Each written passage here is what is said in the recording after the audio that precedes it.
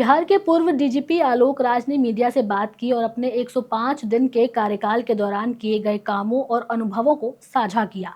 आलोक राज वही हैं जिन्होंने अपने 105 दिन के कार्यकाल के दौरान 3 कुख्यात आरोपियों को मार गिराया था। आलोक राज जो 1989 बैच के सीनियर आईपीएस अधिकारी हैं, उन्होंने इस दौरान अपने काम को लेकर के कोई मलाल न होने की बात कही है और ये कहा है कि उन्हें इस बात का गर्व है कि बिहार सरकार ने उन्हें डीजीपी के पद पर काम करने का मौका दिया है। हालांकि उनके कार्यकाल बस 105 दिन का था, फिर भी उन्होंने इसे सकारात्मक तरीके से लिया और इसे एक अनुभव के रूप में देखा। आलोक राज ने आगे क्या कहा वो आपको बताएंगे, लेकिन उससे पहले आप हमारे चैनल द हिंदी टॉप को सब्सक्राइब करें, बेल आइकन दबाना ना भूलें ताकि आप तक पहुंचे हमारी हर खबर सबसे पहले। अपने पद से हटने के बाद भी आलोक राज ने अपने किए गए कामों को सकारात्मक रूप से लिया। उन्होंने आगे कहा कि अपने कार्यकाल के दौरान उन्हें अपनी टीम और अधिकारियों से काफ़ी समर्थन मिला और उन्होंने मिलकर काम किया। उन्होंने ये भी बताया कि जब भी वो कार्यालय में रहे तो उन्होंने कर्मचारियों से मुलाकात की और उनकी समस्याओं का समाधान करने का पूरा प्रयास किया।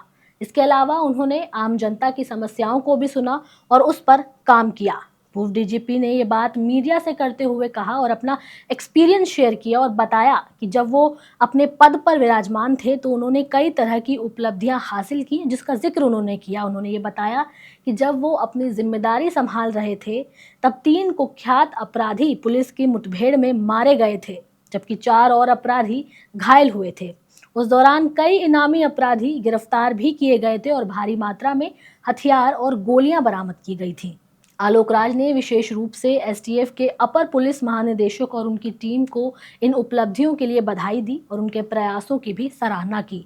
आलोक राज ने ट्रिपल मर्डर का जिक्र करते हुए कहा कि इस मामले में अभियुक्तों को लगभग 50 दिनों के अंदर ही न्यायालय पेश किया गया और उन्हें आजीवन कारावास की सजा सुनाई गई। उन्होंने इस पूरे देश में एक अद्भुत और ऐतिहासिक घटना बताया है और क्योंकि इतने कम समय में आरोपियों को सजा दी गई, इसके लिए उन्होंने सारण के एसपी और उनकी पूरी टीम को बधाई दी।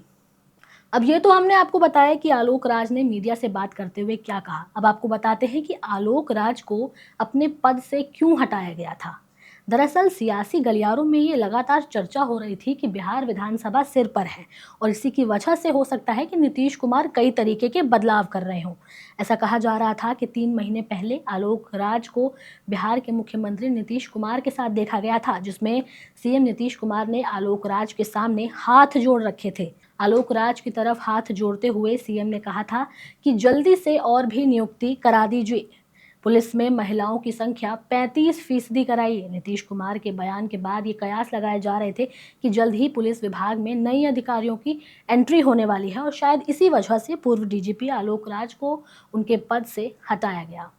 खबर में आगे बढ़ते हैं, जहां मीडिया से बात करते हुए आलोक राज ने बताया कि उन्हें पुलिस कर्मचारियों के कल्याण के लिए कई कदम उठाए। उनके अनुसार पुलिस विभाग के कल्याण के लिए किए गए कामों पर उन्हें संतुष्टि है और उन्हें इस बात की खुशी है कि उनके कार्यकाल के दौरान विधि व्यवस्थाओं में कोई भी गड़बड़ी नहीं हुई। उन्होंने कहा कि बिहार में दुर्गा पूजा, दीपावली और बाकी त्योहारों के दौरान किसी भी तरह की हिंसा या सांप्रदायिक तनाव नहीं पैदा हुआ, जो कि एक बहुत बड़ी उपलब्धि है। उन्होंने सफलता का श्रेय क्षेत्रीय अधिकारियों को दिया और कहा कि उनके मार्गदर्शन के कारण ही ये सब कुछ हो पाया है।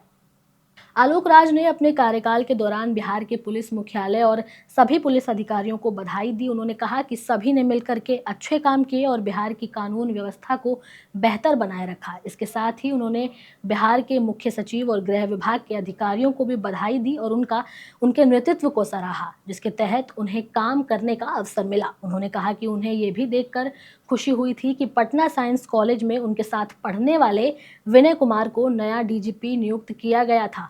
उन्होंने खास तौर पर विनय कुमार को बधाई दी और उनके आगामी कार्यकाल के लिए उनको शुभकामनाएं दी।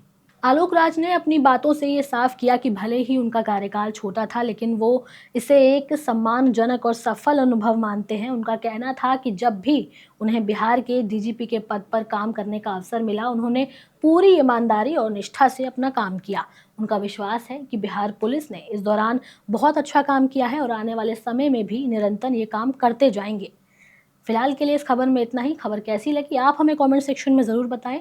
हमारे चैनल द हिंदी टॉप को सब्सक्राइब करें। हमें एक्स यानी ट्विटर, फेसबुक और इंस्टाग्राम पर भी फॉलो करें।